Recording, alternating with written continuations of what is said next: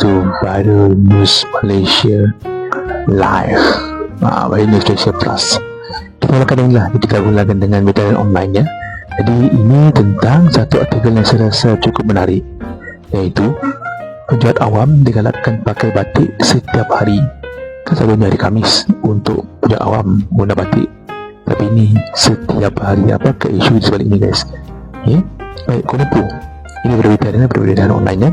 Kuala Lumpur, kerajaan menggalakkan penjual awam memakai baju batik setiap hari bekerja sebagai alternatif kepada pakaian pejabat susulan langkah penyelarasan suhu penyerapan udara kepada minimum 24 darjah Celsius bagi penjualan tenaga. Ketua Pengarah Badan Awam Tan Sri Wan Ahmad Dahlan Abdul Aziz berkata ketetapan itu selaras dengan Perkeliling Perkhidmatan Sumber Manusia Cerayan UP 7.2.3 mengenai etiket pakaian dan penyampaian pegawai awam ya, di bawah peranan 5 dan 1/3 ya. Pakaian pegawai lelaki ketika jalankan tugas dan perenggan 8 dan 2/2. Pakaian pegawai wanita ketika menjalankan tugas memakai baju batik adalah diwajibkan setiap Khamis dan digalakkan dipakai pada setiap hari bekerja sebagai alternatif kepada pakaian pejabat. Maksudnya bolehlah digunakan setiap hari, boleh gunakan baju batik sebenarnya. Boleh tahan. Bila berkata demikian, menurut surat edaran kepada Ketua Setiausaha Kementerian Setiausaha Kerajaan Negeri mengenai di Facebook Jabatan Badan Awam. Wan Ahmad Dahlan berkata selain itu, Ketua Jabatan boleh membenarkan pegawai bertugas memakai baju korporat atau baju kerja lapangan pada hari tertentu untuk tujuan tertentu semasa tugas berselaras dengan Peraturan 13 Cerayan UP 7.2.3. Pegawai juga dibenarkan memakai baju korporat setiap hari kecuali hari Khamis. Namun ketetapan ini hanya dikecualikan bagi pegawai disyaratkan memakai baju seragam, katanya. Sebelum ini, Perdana Menteri Tan Sri Fadzil Yusof berkata kawalan penggunaan tenaga di bangunan kerajaan akan diperketatkan, termasuk menetapkan suhu penyerapan udara pada minimum 24 darjah Celsius. Langkah itu mencerminkan komitmen kerajaan untuk memimpin melalui keadaan dan menggunakan tenaga sebagai alternatif hemat, serta menjadi amalan antara perdagangan proaktif yang menepani di krisis tenaga global.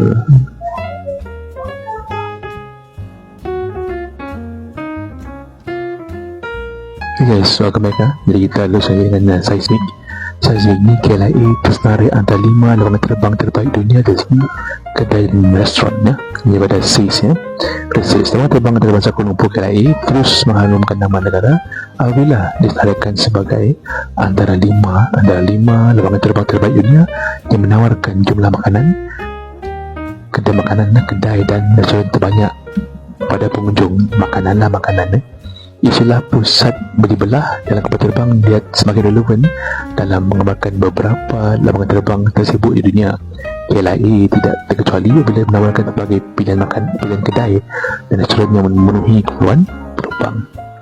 Kemudahan ini bukan sahaja memberikan ruang kepada pelancong untuk berehat dan menjamu selera, malah membantu mengurangkan kebosanan semasa menunggu penerbangan. Di sini pada masa sama ia turut menyumbang kepada pendapatan bukan sahaja aeronautik lapangan terbang ya. Baik, menurut laporan The Star ya, satu kajian dijalankan oleh Descartes, sebuah penyediakan pembayaran stablecoin berpengalaman di Singapura, pendapat bukan hanya aeronautik menyumbang kira 40% daripada jumlah keseluruhan pendapatan sebuah lapangan terbang ya. Kajian tersebut turut menilai lapangan terbang di seluruh dunia ni berdasarkan jumlah pilihan tempat makan dan bawah belah yang sedia ada, selain mengambil kira nisbah kemudahan tersebut bagi setiap sejuta penumpang. Semakin tinggi jumlah kemudahan berbanding trafik penumpang, lebih tinggi kedudukan lapangan terbang tersebut. Jadi KLIA yang memiliki kira 48 juta penumpang setahun dan menjana sekitar Singapura dolar 138.3 juta, iaitu 433 juta melalui pendapatan bukan aeronautik. Berjaya memiliki tempat kelima dalam senarai 10 lapangan terbang utama dunia sebagai hub perbelanjaan terbesar. Lapangan terbang ini mendapatkan hampir 100 kafe serta restoran makanan segera di kawasan berlepas dan ketepaan. Selain itu, sejumlah 120 lebih kedai yang menawarkan berbagai barangan termasuk produk jabatan dan barangan bersukan. Jumlah ini mengatasi beberapa pengantin sibuk lain seperti Dubai dan Paris. 120,000 lebih kedai dalam KLIE ya. Dalam KLIE bukan kedai dua, KLIE itu sendiri. Banyak tu. Banyak pilihan dah. Okey. Of course, melalui senarai tersebut dalam kapal terbang Changi Singapura lah. Of course, dia yang first lah. Changi yang first lah. Kita ni yang kelima lah ya. Yang menjana pendapatan bukan aeronautik sebanyak Singapura dolar 1.1 bilion ataupun 34 bilion Indonesia RM.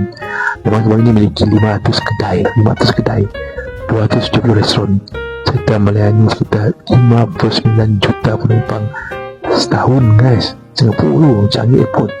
Selain keseluruhannya, lapangan terbang di Asia mendominasi 90 teratas dengan 6 kedudukan.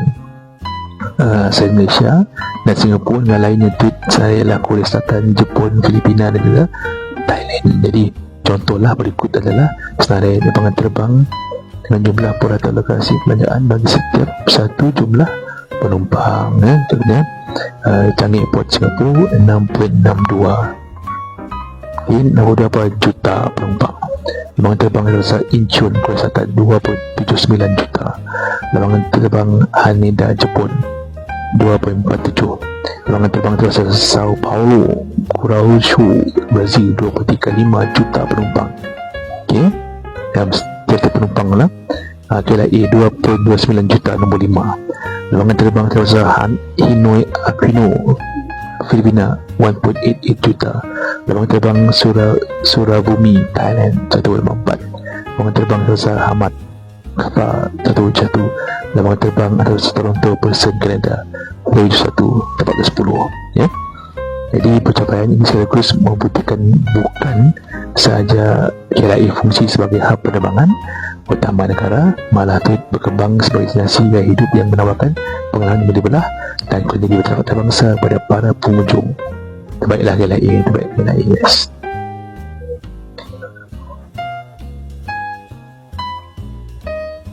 Baik, untuk Virus Malaysia ini kedepannya kerajaan tidak akan memberi permit kelas tiket servis tangkap gambar sekitar KLCC. Memang boleh tahan lah sebenarnya Hanayuh. Inilah saya rasa posisi tugas Hanayuh yang terbaik lah. Kalau Menteri Belansukan itu boleh-boleh lah, tapi ini dia nak menyalah. Ini yang menyalah. Ini mana matan fotografi bayar tanpa lesen adalah dilarang di kawasan tersebut. Dilarang. Jadi untuk ada yang ala-ala pakar fotografer nak shooting ambil duit dari KLCC tak dapat, tak payah ya. Ya, kerajaan tidak akan mengeluarkan permit khas kepada individu yang menawarkan khidmat fotografi di kawasan penerbangan Kuala Lumpur dan sebab keselamatan. Baik daripada bernama Menteri Jabatan Perdana Menteri Wilayah Persekutuan KL lah ya. Wilayah Persekutuan Kuala Lumpur, Labuan, apa lagi Putrajaya, iaitu Hanayuh. Ini Hanayuh menegaskan hasil rawatan dapat bersama pengurusan kesempatan mendapati lokasi penggunaan adalah risiko tinggi untuk aktiviti mengemama. Katanya apabila apa yang kita lihat ialah isunya adalah isu keselamatan dan kawasan itu tidak selamat untuk melakukan aktiviti menggambar. Oleh itu, atas dasar keselamatan, saya rasakan kita tidak boleh mempertimbangkan untuk beri lesen kepada juru foto bebas ini. Saya bukan nak lihat isu kebajikan ulat foto dan asupan dengan semata. Ia adalah faktor keselamatan, katanya.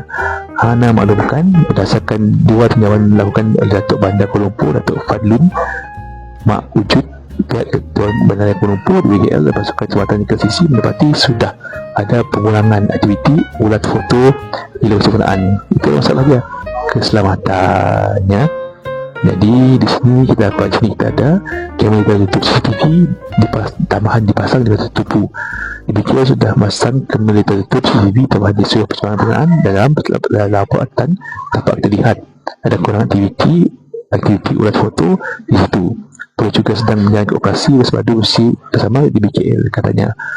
Turut dipasang di kawasan penggunaan adalah sistem kebahan dalam beberapa bahasa yang membuatkan pengumuman setiap 10 minit. Yang loudspeaker tu guys, maklumkan pelacur tidak menggunakan button ulat foto. Habislah bisnes 2 orang guys. Selain aspek keselamatan, Hana menyelesaikan pengurusan kata full profile lepas tu ditahan turut mendapati anda mengikuti daripada warga asing menggunakan ID palsu. Warga asing pun dapat rezeki pada ini. Okey, sekarang ni bukan saja isu tak ada lesen tapi menggunakan ID palsu. Makna ada yang bukan warga negara. Oleh itu tidak boleh dipertimbangkan dengan lesen sekarang katanya lagi. Betul, itulah dia Hanayo. Tugas terbaik Hanayo guys. Terbaiklah guys. Terima kasih guys. Dengan berikut pada seterusnya Malaysia Plus guys. Bye.